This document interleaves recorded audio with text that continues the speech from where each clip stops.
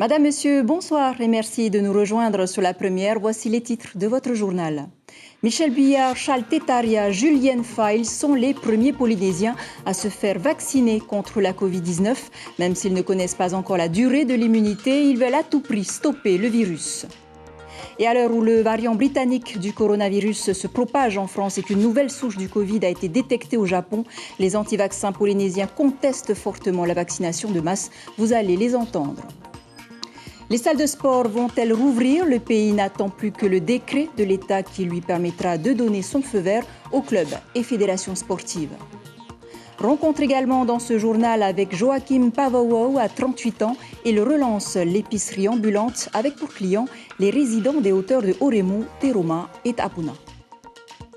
Enfin, pour terminer, plein phare sur la crique de Maivi, située en contrebas du Tahara, lieu privilégié des nudistes, à découvrir enfin de ce journal. Nous vous l'annoncions hier soir, certaines personnalités politiques et médecins sont les premiers volontaires à se faire vacciner contre la Covid-19. Ils étaient attendus cet après-midi au Phare Covid de Paoufei à Papeete. Parmi les volontaires, Charles Tetaria ou encore le maire de Papeete, Michel Buyard, satisfait de montrer l'exemple. Natacha Silagi et Patita Savia. Il faut que tu reviennes dans 3 semaines, très exactement, le matin ou l'après-midi, à ton souhait. Du point. Voilà, Non problème. Formidable. Ça y est, monsieur, c'est fait? C'est fait. Comment vous vous sentez? Satisfait. La Polynésie se fait piquer. 70% de la population va devoir être vaccinée pour stopper l'épidémie. Les anciens ministres de la Santé ont voulu donner l'exemple. On est des anciens ministres de la Santé, donc c'est bien d'avoir été sollicité parce qu'il faut montrer l'exemple. Vous avez déjà été vacciné pour d'autres... Oui, contre la grippe tout dernièrement. Là. Et aucun problème Il n'y a pas de contre-indication pour ce vaccin? Si, des allergies graves. Ouais. Par précaution, on mettra les femmes enceintes, les enfants aussi, jusqu'à 18 ans, mais c'est vraiment de la précaution, on n'a aucune étude là-dessus. Le début d'une longue aventure vaccinale, avec un rythme soutenu et dans un ordre défini. Des injections à la chaîne, au Pfizer-BioNTech. Il faut se faire vacciner si on veut stopper cette épidémie. C'est ça le plus important, c'est ça le message le plus important. Je donne ma confiance totale dans les chercheurs qui ont quand même bien travaillé, et travaillé vite d'ailleurs, pour aboutir à ce vaccin efficace et sans effets secondaires. On a vu tous les vaccins qui ont été faits en métropole ou ailleurs, il n'y a pas d'effets secondaires. Mais cela ne changera pas forcément la vie de ceux qui n'ont pas confiance. Il faut avoir des bonnes raisons de ne pas avoir confiance. Alors quelles sont les bonnes raisons que les gens peuvent donner pour ne pas avoir confiance dans un vaccin? Qu'il n'a pas encore été testé, qu'on ne connaît pas la suite, les effets secondaires. Quand un médecin vous prescrit un médicament pour une maladie, vous n'allez pas lui demander depuis quand il a été fabriqué. Faut-il avoir plus peur du vaccin que du Covid? Cette maman, accompagnée par son fils, a fait son choix. Et en attendant la campagne grand public lancée lundi prochain, le bilan Covid du jour dévoilé par la direction de la santé fait état de 63 cas supplémentaires en 24 heures. On compte également 41 hospitalisations, dont 19 en réanimation et toujours 124 morts. La vigilance reste donc de mise. Et bien sûr, les anti-vaccins montent au créneau timidement pour le moment, mais ils promettent des actions, genre sitting devant les centres de vaccination les prochains jours, comme certains protestataires ailleurs dans le monde. Ils se posent des questions sur la rapidité de sa mise au point et sur son action présumée sur l'ADN. Brigitte Olivier, Laït Mauri et Jérôme Lee. N'attendez pas d'eux qu'ils changent d'avis. Anti-masques ils sont, anti-vaccins ils resteront. Trop vite, trop tôt, ils doutent de sa fiabilité. Et puis cette histoire d'ARN, ADN, personne n'y connaît rien, mais tout le monde sait. Qu'est-ce qui est grave pour vous dans ce vaccin? Ce qu'il contient. Qu'est-ce que l'ARN par exemple? C'est pour modifier notre ADN. C'est les spécialistes qui le disent, c'est pas nous qui l'avons inventé. Donc on écoute et on se dit, s'il y a une partie qui dit que c'est dangereux, qu'il n'y a pas de retour, qu'on ne sait toujours pas ce que ce vaccin va donner, c'est un peu trop tôt peut-être. Ce matin, les anti-vaccins se sont réunis mais n'ont pas souhaité être filmés. Pourquoi? On ne le sait pas. Seuls les porte-paroles de ces associations communiquent sur des infos prises ça et là et proposent un autre traitement. Nous avons reçu des gens qui avaient du Covid. On a fait la prière, Ben Mère, Ils n'ont plus rien. C'est pour ça que je dis, il y a des moyens faciles. Ta foi t'a sauvé. Et bon, le peuple polynésien, je dis, je sais que vous avez de la foi. Donc le vaccin, ça ne sert à rien? Non, non. Pour moi, non. Il faut avoir la foi. La prière comme alternative, cela n'entre pas dans le schéma mental du scientifique qui voit dans ces mouvements de protestation un recul du progrès, mais aussi une entrave à l'intérêt général. Il y a une part d'égoïsme dans la façon de voir les choses. Moi d'abord, puis les autres après. Si les autres sont malades, ce n'est pas mon problème. Le problème, il ne faut pas se poser le problème comme ça. C'est qu'on est face à même pas une épidémie, à une pandémie. Et il y a des morts tous les jours. Et c'est à ces gens-là qu'il faut penser. Si tu ne veux pas penser à toi, pensez à ces gens-là. Et c'est pour ça qu'il faut accepter la vaccination. C'est le seul traitement, c'est un traitement préventif certes, mais c'est le seul traitement qu'il y a actuellement contre le virus. Quoi qu'il en soit, un rappel bienvenu. En ces temps où la rumeur prend souvent le pas sur l'information, le vaccin contre la Covid est gratuit et surtout non obligatoire. Deux précisions qui soulignent que le choix reste le maître mot de toute cette polémique. Et dans ce contexte, 17 propriétaires de salles de sport sont suspendus à la décision que prendront l'État et le pays en fin de semaine. Vont-ils pouvoir rouvrir ou pas? En attendant, certains clubs privilégient l'entraînement en plein air pendant que d'autres s'impatientent d'accueillir leurs premiers clients. Ismaël Tahieta et Hubert Liao. Noël est passé, mais ces cadeaux n'ont toujours pas été déballés. Normal, cette salle de sport n'est pas encore ouverte. Cependant, elle enregistre déjà 550 inscrits. Eddy, un ancien basketteur de haut niveau, a décidé de se remettre au sport. Il aimerait bien s'inscrire ici. Depuis très longtemps, j'ai lâché le basket. Et là, il faudrait qu'on reprenne le basket. Et on a vu cette publicité à la télé.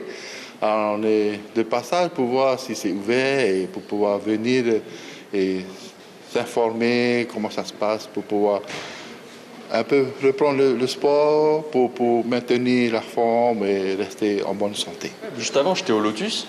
Du coup, ça faisait presque un an que j'étais là-bas. Du coup, c'était bien. Mais ça a fermé à cause du Covid, quoi. Du coup, si je peux trouver une salle de sport plus près de chez moi, c'est bien. À l'intérieur, du matériel à la pointe du progrès, made in Italy. La salle est répartie sur 3 niveaux, soit une surface de 1000 mètres carrés entièrement climatisée. On est ouvert de 5h à 22h du lundi au dimanche. Donc tu peux venir t'entraîner sur ces plages horaires quand tu veux. En plus de ça, on a des tarifs qui sont très bas. On est à 5 495 francs par mois. Donc c'est vraiment un tarif très concurrentiel et puis surtout accessible à beaucoup de gens. Le projet date de 2019. Aujourd'hui, tout est fin prix. À l'heure où les salles de sport sont toujours fermées, Maëlie, elle, aimerait bien ouvrir au plus tôt. On s'est dit que de toute façon, le sport, c'est bon pour la santé. Ça contribue à lutter contre l'obésité et puis surtout, ça contribue à renforcer son système immunitaire. Donc, je ne vois pas pourquoi on ne serait pas autorisé à faire du sport pendant la période de Covid. Et en plus de ça, Fitness Park a des labels sanitaires qui permettent de respecter, les mesures barrières et puis de mettre à disposition tout ce qui est nécessaire pour que les utilisateurs ne soient pas mis surexposés et ne prennent pas trop de risques en faisant du sport. On tourne à gauche, à droite, on les attaque. Eux n'ont plus de salle depuis le mois de novembre. Ils ont donc opté pour un entraînement en plein air. On respecte le règlement du gouvernement et que c'est pour le Covid. Et c'est pour ça que nous, on respecte beaucoup ça. Et nous, on fait de notre mieux pour qu'on ne s'arrête pas de notre sport, la boxe. Et c'est pour ça qu'on est toujours là jusqu'à ce que ça ouvre. Et on aimerait bien que ça ouvre les salles. Aujourd'hui, Tehao a mis son kimono de jiu-jitsu de côté pour enfiler les gants. Un moyen comme un autre pour garder la forme. On sait tous un jour que les compétitions internationales vont réouvrir. Du coup, il faut rester prêt, il ne faut pas dormir comme on dit ici, quoi. Et voilà, si tu ne restes pas prêt, après le jour J, on t'annonce qu'il y a une compétition, c'est tout un processus pour se remettre dans le bain, quoi. Une quinzaine de salles attendent toujours le feu vert du pays et du Haut-Commissariat pour ouvrir. Si le confinement perdure, certaines salles pourraient fermer définitivement. Et les autorités du pays n'attendent plus que le décret national qui devrait sortir le 15 janvier. Et comme chaque année, le président Edouard Fritsch a présenté ses vœux aux Polynésiens pour 2021. Outre les projets nécessaires au développement énergétique et économique du pays, le président de la Polynésie n'a pas manqué de rappeler sa priorité première, à savoir protéger les Polynésiens face à la pandémie. Je vous propose de l'écouter. Il est au micro de Jean Kouchner et Patrick Tsinsing. Mon vœu le plus cher, c'est que nous continuions à protéger nos populations sur 2021 comme nous l'avons fait jusqu'à présent. Et que nous disposions bien sûr de tous les moyens nécessaires et suffisants pour que la vie économique ne s'effondre pas dans notre pays. Tel qu'il est annoncé aujourd'hui, je me fais naturellement beaucoup de soucis. Cette troisième vague, ce virus mutant, muté, je ne sais pas comment le dire, mais effectivement, l'année 2021 va nous réserver et aura son lot de surprises. Donc il faudra effectivement redoubler d'attention, redoubler de vigilance pour faire face à ce que 2021 nous réservera. Mais enfin, je reste optimiste. Il faut continuer comme nous l'avons fait en 2020. Autre préoccupation et non des moindres, celle de l'attribution de moyens supplémentaires pour la gestion de la Covid au sein des établissements scolaires. Ce sont les syndicats qui le demandent. La ministre de l'Éducation, Christelle Lehartel, était l'invitée café de ce matin. Elle a été claire. Les actions menées par les Tavana seront reconduites. On l'écoute, elle répond à Ibrahim Ahmedazi. Hier, effectivement, j'étais avec tous les syndicats des personnels de l'éducation. Dans le premier degré, c'est tout à fait à la tâche des Tavana que l'on rencontre aussi fréquemment avec le haut-commissaire et avec le président du pays, à qui on rappelle bien évidemment les responsabilités de chacun.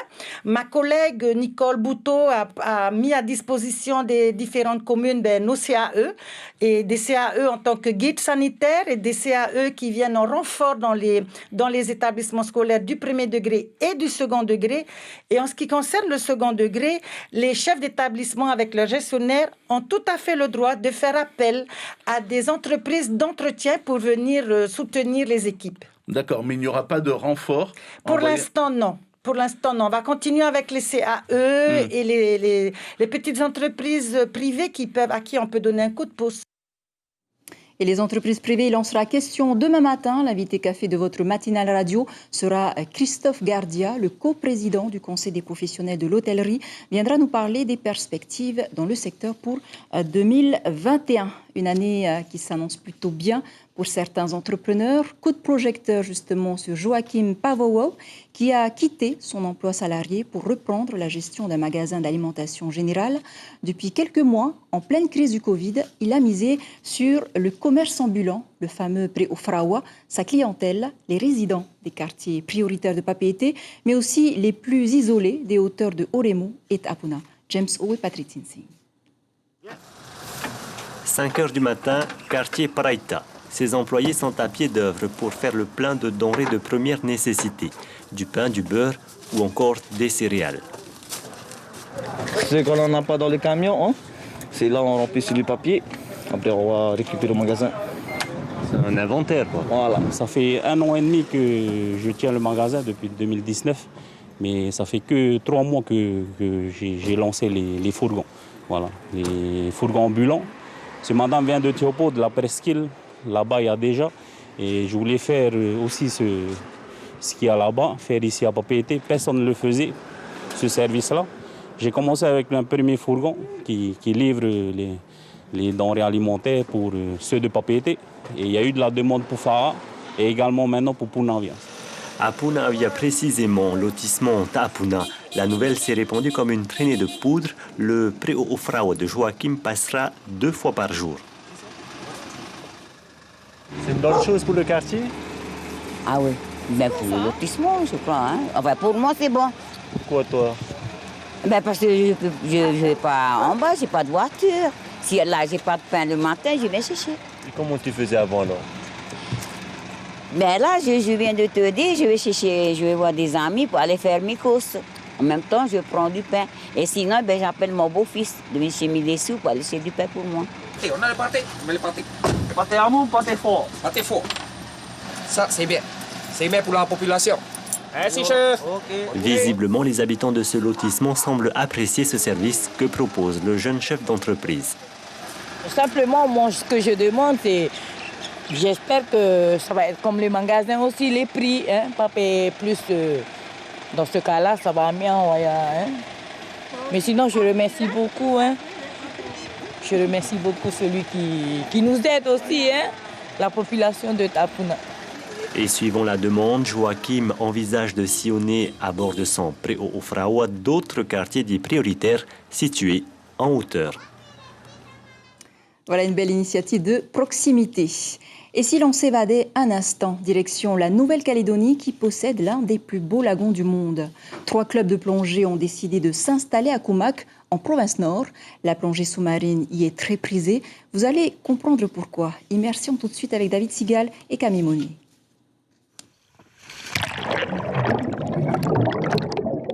Exercice de stabilisation, gestion de son embout, vidage de masque. Ces 3 plongeurs enchaînent les exercices pour obtenir leur premier niveau de plongée. Pour David Lecornu, le moniteur du club de Kumak, le passage de brevet représente une grosse partie de son activité. Comme on travaille beaucoup avec la clientèle locale, du coup on est obligé de leur apprendre à plonger pour après les emmener en exploration. Alors que les touristes ils arrivent, ils sont déjà plongeurs confirmés. Ces élèves habitent Point-Bout, à 1 heure de voiture. Pour Camille, c'est sa dernière sortie avant de savoir si David lui validera son niveau. Au début, j'arrivais pas à trouver mon équilibre.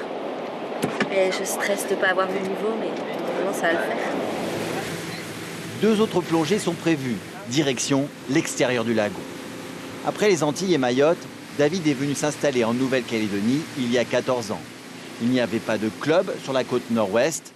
Alors, avec l'aide de la mairie, il a pu monter sa structure à Kumak. Pour lui, ce territoire est un paradis pour les plongeurs. Contrairement à d'autres endroits qui ont une réputation des spots de plongée magnifiques, il y a vraiment très peu de personnes qui plongent. Donc du coup, c'est presque un endroit unique pour chaque plongeur.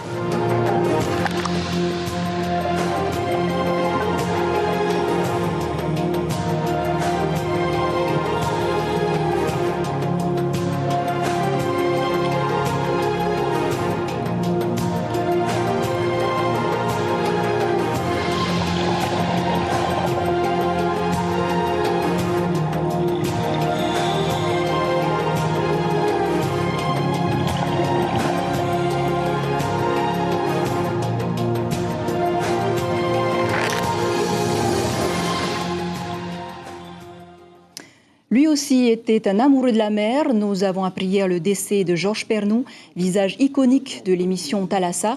Pendant près de 40 ans, l'animateur est décédé dimanche dans un hôpital parisien à l'âge de 73 ans, des suites d'une longue maladie, après avoir partagé avec des millions de téléspectateurs sa passion de la mer sous toutes ses formes jusqu'en juin 2017. Il est même venu plusieurs fois en Polynésie. Et comme promis, on vous emmène à la découverte d'un endroit que vous ne connaissez peut-être pas. Vous avez sans doute fait maintes fois le tour de l'île de Tahiti, mais ce soir, au cœur du Fénois, vous entraîne dans un coin isolé de la plage du Tahara, situé à Aroué, derrière ces falaises, à l'abri de la foule du week-end.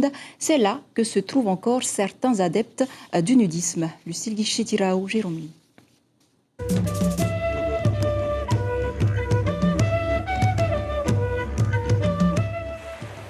En contrebas de la pointe du Tahara, à l'extrémité de la baie de Matavai, se cache la crique de Maivi, accessible uniquement à pied ou à la nage.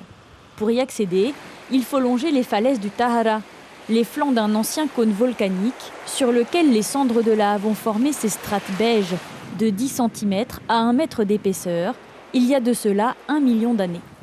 Depuis, la vie a repris ses droits et le lieu est apprécié des habitués pour son calme. Le lieu est sympa, une belle vue sur Moorea et le calme aussi surtout. Qu'est-ce que vous venez faire comme activité ? Lire, me baigner un petit peu. Quand il y a de la houle, notamment pendant l'été, on ne peut pas passer. Enfin, c'est dangereux, quoi. Le terrain devient très glissant et puis les vagues se fracassent contre le platier là-bas, donc ça devient dangereux. Et avant, c'était une plage nudiste, c'est une légende ou c'est vrai ou pas ? Non, c'est pas une légende. Vous pouvez demander aux 2 personnes qui sont là-bas, qui sont en train de se baigner.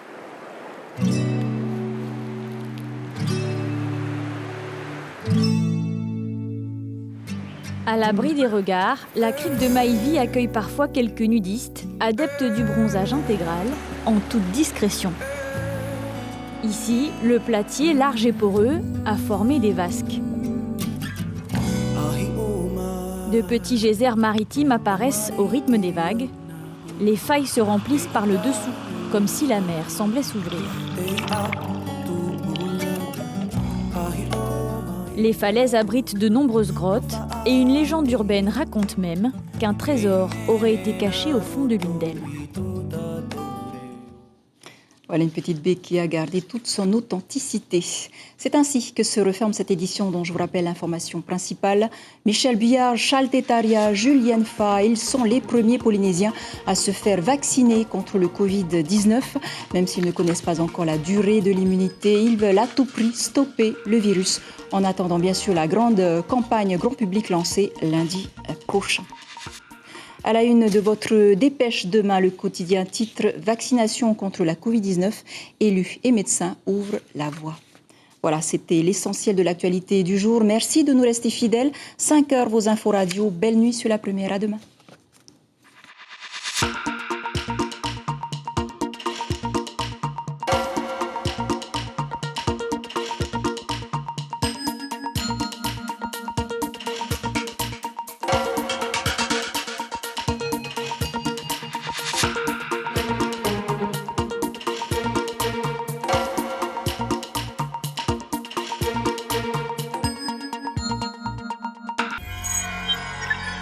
Retrouvez ce programme en replay sur notre site internet